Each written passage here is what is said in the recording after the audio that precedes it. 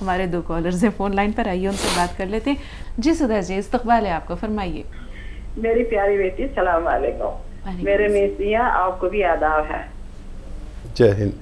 पता क्या होता है कि ऐसा लगा जैसे इतने दिनों हमसे बात नहीं हुई, एक एक दिन बरस के बराबर लगा, और आपसे बातें करके ऐसा लगता था कि जैसे पता नहीं जन्नत मिल गई हमें। तो और नहीं मिलती, आदत पड़ गई यार, क्या करें। तुम्हारी दोनों से ही आदत इतनी खराब हो गई हमारी कि हमारा मन ही नहीं भरता, और ऐसा लगता है बात करते रहे।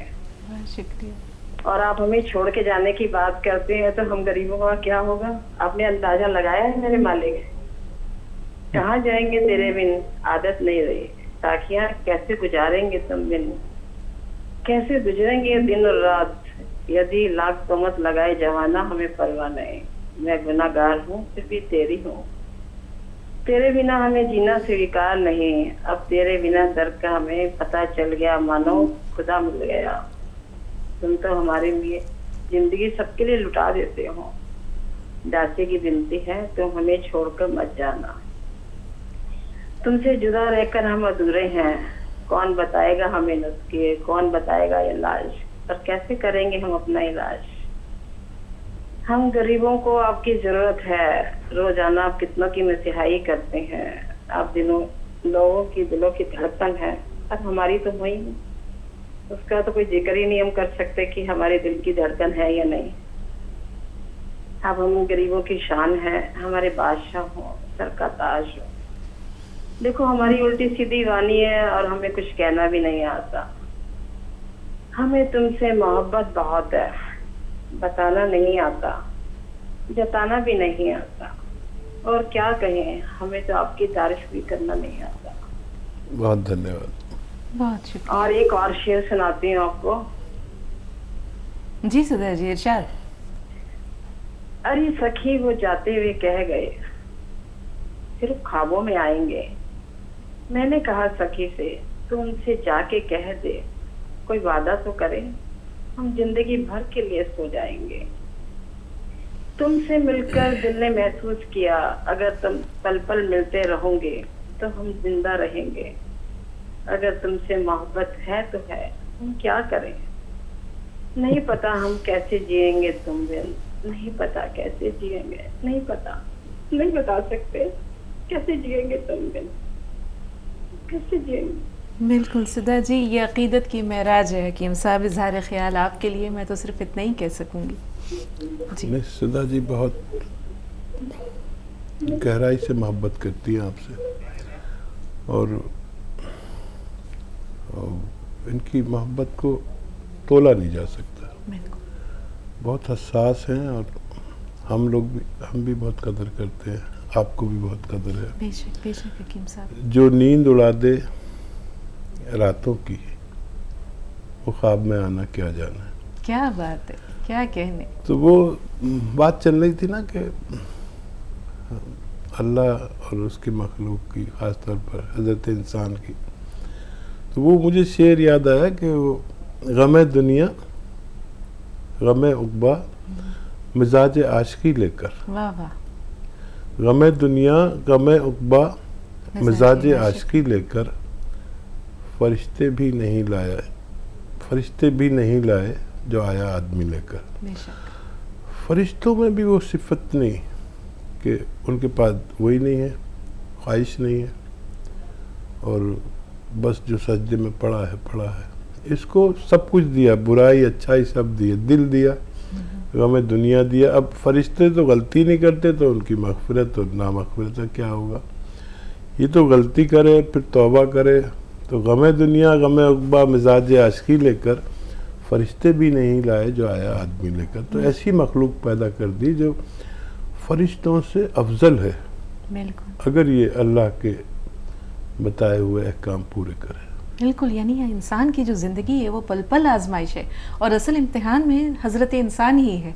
तो हकीम साहब, वाकई जज्बा मोहब्बत जो है वो एक ऐसा ताकतवर जज्बा है जो बंदे को रब से भी जोड़ता है, उसके अहल व अयाल से जोड़ता है, दुनिया में उसके दोस्त अहबाब से जोड़ता है, और हर मोहब्बत के तकाज़े जुदागाना है। जब आपको ऐसे अक़ीदतमंद मिलते हैं अपने व्यूअर्स के रूप में, कॉलर्स के रूप में, क्या एहसासात होते हैं आपके? देख कभी तो वाकई लगता है शगुफ्ता, कभी लगता है कि हम लोग अदाकार हैं सचमुच। देखिए हम घर से निकले तो बहू सामने आ गई तो एक बेटी की नज़र से उसको देखा, बीवी सामने आ गई तो एक अलग ही अंदाज हुआ, फिर पोती सामने आ गई, बेटा सामने, मतलब हर वक्त ऐसा लगता है अदाकारी कर रहे हैं। फिर व्यूवर्स के लिए हम कुछ और हैं, और कभी लगता है कि हम किसी अदाकारी के शोबे में तो नहीं है कि व्यूवर से एक अलग किस्म का रिश्ता है कि उन्होंने हमें देखा है, हमने उन्हें नहीं देखा। एक वो शेर मुझे याद आ रहा है, व्यूवर्स हैं, फिर मैं बाद में बात कर लूँगा। साजिदा साहिबा हैं, उनसे बात कर लेते हैं, फिर अपने सिलसिले को गुफ्तगू के यहीं से आगे बढ़ाएंगे। जी बताएं साजिदा साहिबा, क्या सवाल है आपका? साजिदा साहिबा जी बताइए, क्या सवाल है? जी अस्सलाम वालेकुम। वालेकुम अस्सलाम। वालेकुम अस्सलाम। जी शगुफ्ता साहिबा, आपका शुक्रिया, आपने मेरे सवाल का जवाब दिया था। और हकीम साहब से बताना चाहती हूँ कि मैंने पहले फ़ोन किया था, लेकिन आज फिर से बताना चाहती हूँ कि थायराइड का नुस्खा मैंने 6 महीना लिया था, बहुत आराम मिला। जो थायराइड की वजह से मैं दोपहर से मेरी तबीयत शाम तक बहुत ख़राब रहती थी, मैं उठ नहीं पाती थी खाना खाने के बाद, तो वो अब मेरा बिल्कुल ठीक हो गया, मैं बिल्कुल एक्टिव रहती हूँ पूरा दिन माशाल्लाह। और लेकिन थायराइड बाकी है अभी, मुझे लगता है अभी 6 महीना और खाना पड़ेगा मुझे, तो मैं खाऊंगी इंशाल्लाह। 7 साल पहले मैं बीमार हुई तो मालूम हुआ कि थायराइड है, लेकिन और पहले कितने साल से था ये मुझे नहीं पता। पीठ में पखौरा के नीचे से बहुत दर्द हुआ, करवट बदलना भी मुश्किल था। डॉक्टर ने कहा ठंड लग गई है, काफी दिन गुजर गए, फिर जांच हुई तो पेरिकार्डल इफ्यूजन नाम का मर्ज बताया, पेरिकार्डल इफ्यूजन। तो कहा, तो उसका जो इलाज उसने बताया, मैंने इलाज नहीं कराया। तो क्या ये मर्ज थायराइड की वजह से हुआ या ठंड लगने से हुआ? और आपने बताया था नमक जैतून के लिए इस्तेमाल करते, तो क्या इससे फायदा हो जाएगा? बेहतर, ठीक, सुनिए। अच्छा देखिए, कभी भी वैसे मर्ज़ का नाम तो बताना बेहतर है अगर डॉक्टर ने बताया, कभी भी अपनी तरफ से कोई नाम ना बताएं, डॉक्टर ने नाम बताया। और हकीमों को यह है कि कैफियत बता दें कि क्या होता है। हो सकता है वो रोग, वो मर्ज़ आपको ना हो जो डॉक्टर ने बताया है या आपको लगता है। हम लोग कैफियत पे चलते हैं, जो आप कैफियत बता रहे हैं कि आपने कहा कमर में दर्द है, तो ठीक है, कमर में दर्द है तो उसका मतलब होता है स्लिप डिस्क। आप अगर कहेंगे कि दर्द जानू में भी आता है या पिंडली में भी आता है, तो इस मर्ज़ का नाम बदल गया और कैफियत बदल गई।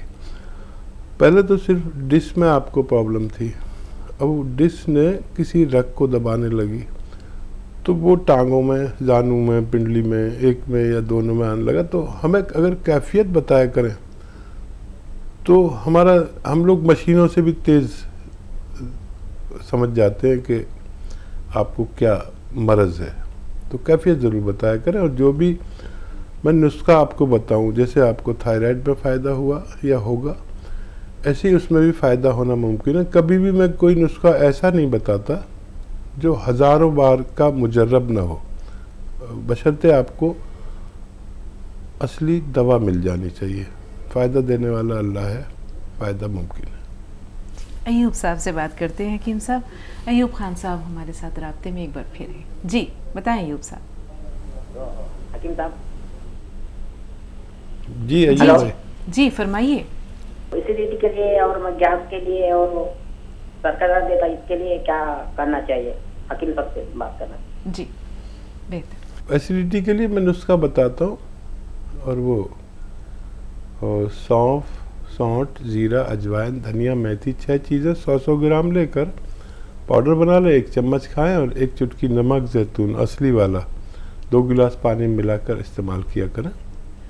ये बहुत मुजर्रब नुस्खा है जो 9-10 इमराज में काम आता है, जिसमें एसिडिटी, कब्ज़, बवासीर, kidney problem, liver problem, skin problem, मुहासे, और बहुत सारे इलाज इससे होते हैं। ये दुनिया का बेहतरीन नुस्खा कह सकते हैं। जी, ताहिरा साहबा एक बार फिर राब्ते में है। जी ताहिरा साहबा बताएं क्या कहना चाह रही हैं आप? हेलो जी फरमाइए। अस्सलाम वालेकुम। वालेकुम अस्सलाम। वालेकुम। ज़हे नसीब आज 5 साल के बाद आज अपनी ज़हे नसीब। जज़ाकल्लाह। हेलो जी जी ताहिरा साहबा। आवाज़ आ रही है? 5 साल के बाद हकीम साहब से मुलाकात का मौका मिला बात करने का। वाकई ज़हे नसीब, ज़हे हाँ, नसीब ज़हे नसीब। वाकई। देखिए ऐसा है कि मैं 5 साल से आपकी दवाओं का इस्तेमाल कर रही हूँ। आपसे बुक वगैरह भी ली और आप जैतून का सिरका भी मंगवाया। ये बीमारी है, अस्थमा है 15-20 साल से, और ये है चर्बी जमा हो गई है जगह जगह, और जनाब अली ये एक ही किडनी है, इसका मुझे इलाज चाहिए। ठीक है जी हकीम साहब, बहुत ज़हे सारे मसाइल। नसीब आपसे बात हो गई। देखिए, एक तो अस्थमा वाले को सिरका नहीं लेना चाहिए, क्योंकि ये सर्द मिजाज होता है, तो सिरका तो आप तर्क कर दें। और जिनको एक किडनी हो उनको पोटेंसी दवा की थोड़ी कम रखनी चाहिए, दूसरे लोगों से कम रखनी चाहिए। अस्थमा के लिए आप गरम अशिया लें। गरम अशिया में वो मैं नुस्खा बताता हूँ आपको। सपिस्तान, उन्नाब, अलसी, 3 चीज़ें पाउडर बना लें। 30 ग्राम इसमें पीपले मिला लें और 1 चम्मच सुबह 1 चम्मच शाम खाया करें। या माजून आर केयर इसमें आती है, लेकिन काफ़ी दिन तक खानी पड़ती है। तो ये गरम मिजाज है। और एक किडनी है तो कोई भी दवा लें तो डॉक्टर को ये इल्म होना चाहिए, जैसे आपने मुझे बता दिया, ताकि वो आपके मुताबिक दवा दें। एक किडनी हमेशा सलामत रहे और तो उसके लिए 1 चुटकी नमक, जैतून, 2 गिलास पानी मिलाएं और 1 चम्मच अलसी जो हल्की सी भुनी हुई हो वो 1 दिन में ले लिया करें। ये आपको किडनी, लीवर, एसिडिटी, कब्ज़ और अस्थमा का बड़ा ख्याल रखती है। आप अपना खूब ख्याल रखिए, अल्लाह आपको सलामत रखे। रेहाना साहबा, रेहाना पठान साहबा पुणे से हैं फ़ोन लाइन पर। आइए बात करते हैं। जी रेहाना साहबा बताएं क्या सवाल है आपका? अस्सलाम वालेकुम। वालेकुम अस्सलाम। वालेकुम।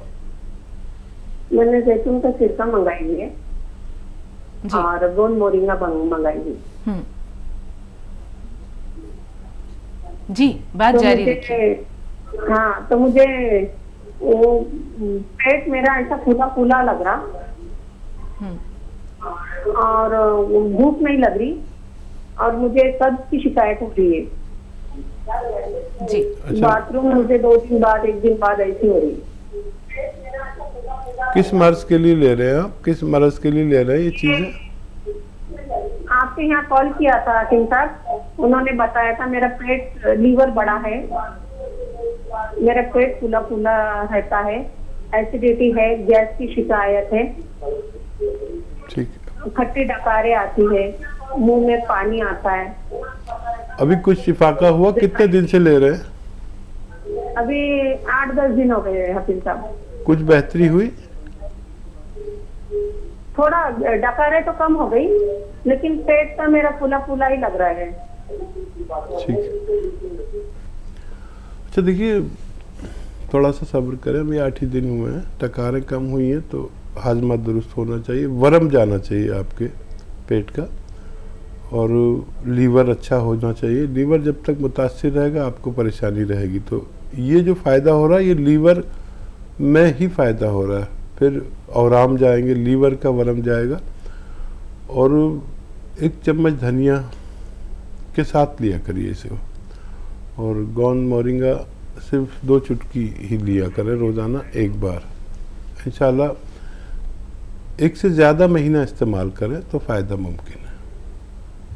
जी हकीम साहब, ताहिरा साहबा ने जो सवालात, अपने मसाइल जो बयान किए, उनमें एक शायद उन्होंने ये बात ये भी कही थी कि चर्बी की तहें या चर्बी की गांठें हैं जब या फैट डिपोजिशन हो गया है जिस्म में, तो उसको कैसे, उस मसले का क्या हल है? देखिए, एक तो वो आता है जीरे का सिरका, वो फ़ायदा तो बहुत करता है, लेकिन ये ना हो कि आप चर्बी और ज़्यादा खाने लगें। मतलब सब दवाओं की एक अपनी औकात है। हम अगर चर्बी कम करने के लिए और चर्बी तहलील करने के लिए अद्वियात ले रहे हैं तो एनिमल फैट से बचें। अच्छा, लोग ये समझते हैं एनिमल फैट सिर्फ गोश्त में है। एनिमल फैट इसमें भी है, घी में भी है, दूध में भी है, मक्खन में भी है। तो याद रखें, जो अज्जा गोश्त में है वही सब इसमें भी है। तो अगर फैट कम करना है तो इन सब चीज़ों को छोड़ना होगा। वेजिटेबल ऑयल खाएं और ये जीरे का सिरका इस्तेमाल कर सकते हैं। जी,